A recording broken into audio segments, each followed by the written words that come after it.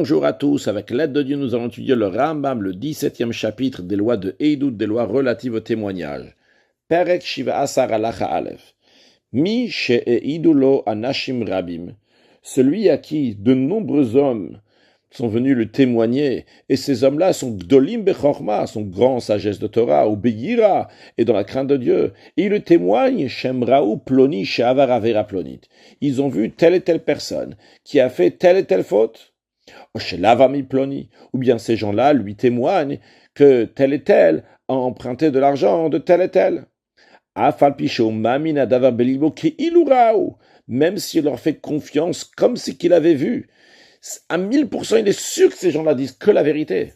Loyaïd, il n'a pas le droit de témoigner. Il faut que lui-même, personnellement, a vu les faits pour qu'il puisse témoigner. Ou bien, il y a une autre solution dans les lois pécuniaires, que Yodelo Alov et Mipiv, que l'emprunteur va lui avouer, lui faire un aveu verbalement. Veyom Arlo, il va le dire, et yé alay ed. C'est pas suffisant qu'il juste, il va lui dire, va lui rencontrer, ouais, je dois l'argent à tel. Il va lui dire, je dois de l'argent à tel, et soit un témoin. Shnema, car il est dit, Ora'a, ou bien que le témoin a vu, Oyada, ou bien il a su. Le seul témoignage qui peut s'accomplir aussi bien lorsque le témoin a vu et aussi bien lorsque seulement le témoin il sait parce que la personne concernée lui a dit qu'il est redevable, c'est uniquement dans les affaires d'argent, ce qui n'est pas le cas dans les affaires de vie et de mort, ou bien même dans des affaires dans lesquelles il y a une faute que la personne doit recevoir malcoute, de recevoir des coups de fouet, que si lui-même il vient, il fait un aveu qu'il a fait telle et telle chose, ou bien qu'il a fait telle et telle avéra, donc ou bien il doit être passif de mort, ou bien qu'il doit recevoir les coups de fouet, eh bien le témoin ne peut pas témoigner. Et en effet, le verset que nous venons de mentionner, Ora, Oyada, ou bien il a vu, ou bien il a su, ça parle dans des affaires d'argent. Le Rambam conclut cette halakha en nous disant que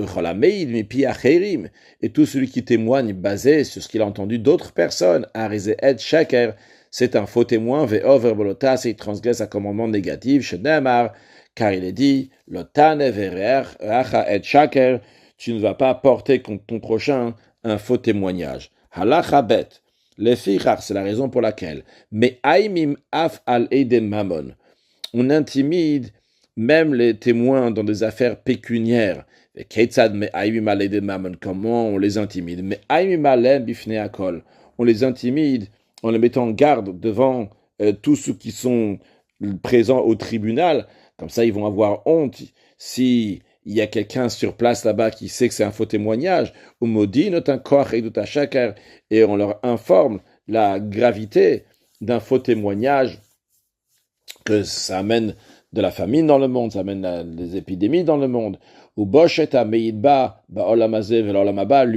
de la personne qui témoigne aussi bien dans ce monde-ci et aussi bien dans le monde à venir, car même lorsque il y a des gens qui invitent d'autres personnes à faire un faux témoignage, ils savent très bien que ces gens-là, c'est des gens qui sont nuls. On apprend cela dans la Gemara, du fait que Achav, dans l'histoire de Achav et Navot, lorsqu'il a voulu prendre donc, le Kerem Navot, il a écrit là-bas, les conseillers, ils ont dit, venez, on va prendre 2 personnes, Bnei Blial, donc de mauvaises personnes qui vont témoigner ci et ça. Donc on voit que même ceux qui donnent conseil que des faux témoins vont témoigner, eux-mêmes, ils appellent ces faux témoins-là des Bnei Blial. Ils sont humiliés. Après qu'on les a intimidés, on fait sortir tous ceux qui sont présents au tribunal, la route à l'extérieur, et on garde, le tribunal garde avec eux uniquement le plus important des témoins pour commencer avec lui le témoignage. Et les juges lui disent, dis-nous, comment tu es au courant, comment tu sais, comment tu penses que telle personne doit quelque chose à l'autre. Si le témoin dit, la raison que je sais, c'est tout simplement parce que cet emprunteur, il m'a dit un jour, on a parlé ensemble, et en parlant, il m'a dit, je dois de l'argent à ce prêteur-là. Ou bien, si le témoin dit, Ish ploni amarli telle et telle personne, il m'a dit que cette personne-là a emprunté de l'argent de l'autre et lui doit de l'argent. Dans ces cas-là, lo amar klum, eh bien, son témoignage n'est pas un témoignage, car il n'a pas témoigné quelque chose que lui-même, il est au courant. Atche Yomar, uniquement lorsque ce témoin-là, et après de l'autre témoin aussi, il va dire, Befaneinu Rodalo, devant nous, il a avoué, devant nous, le prêteur a dit à l'emprunteur, je te dois de l'argent, Shochayavlo qui lui doit de l'argent. Une fois que le premier témoin, il a dit ça, il faisait rentrer le deuxième témoin au Botimotokar, et lui aussi, ils vont l'examiner comme ils ont examiné le premier. Nimtsu divrem kuvanim, s'il s'avère que leurs paroles correspondent, ils ne sont pas contredits dans leur contenu. Nosim notim badavar, les juges donc vont discuter, approfondir sur le sujet basé sur le témoignage qui a été reçu, vegomri madin, et ils vont rendre le jugement. Halacha gimel, amat min eidim lachavero. Si quelqu'un cache des témoins pour l'autre, c'est-à-dire, nous avons quelqu'un qui se dit prêteur et que l'autre est son emprunteur.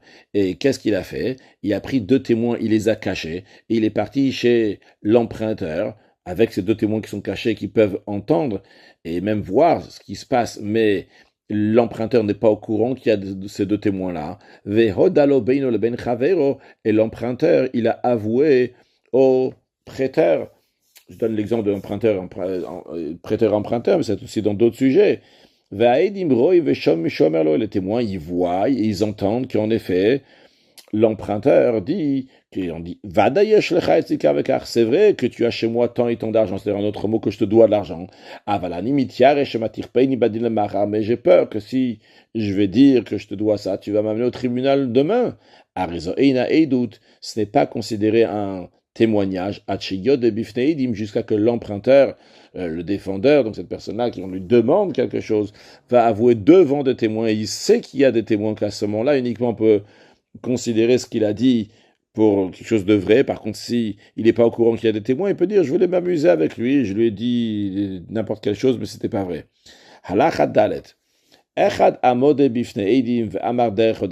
C'est la même loi lorsque quelqu'un il fait un aveu devant des témoins sous forme d'aveu. Il dit pas juste comme ça en train de raconter sa vie, au passage il dit je dois de l'argent à l'autre. Et qu'il a dit telle et telle personne, donc ce prêteur-là, il a chez moi tant et tant d'argent, c'est-à-dire que je lui dois de l'argent. Oshéamar, c'est la même loi. Si le défendeur il dit au témoin dans lequel il a avoué, Atameda, il dit, vous êtes mes témoins, o eyu alai edim, ou soyez mes témoins, même si c'est pas qu'il est venu faire un aveu, c'est après que le prêteur est venu, il a dit, tu me dois tant et tant, et il s'est tourné vers les témoins, l'emprunteur, il a dit, vous êtes mes témoins, o eyu alai edim, ou soyez mes témoins. Donc il a montré qu'il n'a pas l'intention de s'amuser ici, ben shamar a lové, ben shamar a malvé, que ça soit que le lové, l'emprunteur, il a dit, soyez mes témoins, bien que ça soit le malvé, même si c'est le prêteur qui a dit, soyez témoin que l'emprunteur dit qu'il me doit de l'argent. Et l'emprunteur s'est tu derchodaya, sous forme d'aveu, il s'est tu. Dans le sens qui est maminid varav. Il dit oui, en effet, donc je fais confiance à ces paroles-là, ce qui a été dit ici, c'est quelque chose de vrai, et il demande que vous soyez témoin, eh bien, en se taisant, il dit oui, soyez mes témoins, Réel ou Edim, dans ces cas-là, ce sont des témoins, et donc, on peut recevoir leur témoignage. Inutile de dire qu'Im Kanomiyad aussi carrément, les témoins, ils ont fait un kinyan avec ce défendeur-là, avec cet emprunteur qui s'engage donc pour rembourser la dette qu'il doit rembourser, qu'on a déjà parlé plusieurs fois, le kinyan, donc c'est un kinyan souda, donc il lui donne quelque chose en échange, donc il fait l'achat d'une autre chose, donc d'un autre engagement, donc un autre mot, de mots simples, il s'est engagé à rembourser, ou chez Amarlem, ou encore plus que ça, dans un cas où le défendeur, la personne qui on demande l'argent, donc dans l'emprunteur, écrivez un document dans lequel vous allez écrire que je dois tant et tant à telle personne, de même tout ce qui est similaire à ça, dans tous ces cas-là, donc c'est un aveu, mais basé sur ça, les témoins, ils peuvent témoigner. Encore une fois, comme on a dit, j'ai pris l'exemple de prêteur et d'emprunteur, ça peut être aussi d'autres choses qu'il lui a vendu ci, ou qu'il lui doit ça, etc. Talmid Shamar lo Rabo, un élève que son maître lui a dit Yodeata, tu sais très bien, que même si on donnait l'argent du monde entier, je ne vais pas mentir. Tu sais, Mane Yeshli Etzel Ploni, j'ai un mané, j'ai 100 zouz chez l'autre, c'est-à-dire que telle et telle personne me doit un mané. J'ai seulement un seul témoin, et j'ai besoin d'un deuxième témoin. Va, associe-toi avec l'autre témoin pour témoigner. Comme ça, l'autre va me rendre le mané, il me rend l'argent. eh bien, Imnitz Taref, si cet élève, il a écouté son maître, il s'est associé pour témoigner avec l'autre témoin, Arizé Et Sheker, eh bien, c'est un faux témoin, comme nous l'avons dit au début de ce chapitre, que même quelqu'un de très pieux, connaisseur de Torah, craint Dieu, etc., te dit quelque chose, tu n'as pas le droit d'aller témoigner tant que toi-même, tu n'as pas vu les faits. Halachavav. Amarlo, si son maître lui a dit, tu sais quoi, pas va témoigner, mais juste, va à mode imaed, va au tribunal et tu te tiens à côté du témoin que j'ai déjà. Le témoin que j'ai déjà, il va témoigner. Toi, tu es juste à côté, velotaï, tu vas pas témoigner. Mais le fait que tu vas être à côté du témoin qui va témoigner, que des cheyir et alové, l'emprunteur, il va voir que toi aussi tu es là-bas, il va croire que toi aussi tu es un témoin. Veyifrad, il va avoir peur. Et ça va lui monter à l'esprit que vous êtes deux témoins qui vont témoigner pour dire qu'il doit de l'argent. Et de lui-même, il va avouer. Et bien même ça,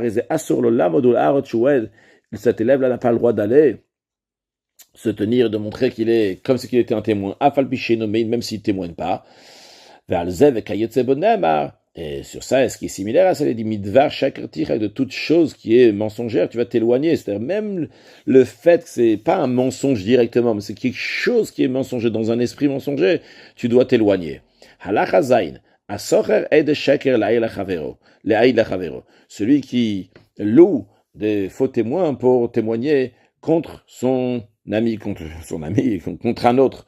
Donc, il a réussi son coup, et le tribunal donc, a pris de l'argent de telle personne, basé sur les deux témoins. Lui, il ne fait pas partie des deux témoins qui ont témoigné à faux. Il a payé les faux témoins pour faire ça. Eh bien, pas Tourmidine Adam, cette personne-là, elle est exemptée au regard de la loi humaine, c'est-à-dire par le tribunal terrestre, parce que c'est pas lui, finalement, qui a fait perdre de l'argent à l'autre, c'est les deux témoins. Mais par contre, il est coupable au regard des lois du ciel, vu qu'il a fait perdre de l'argent à l'autre.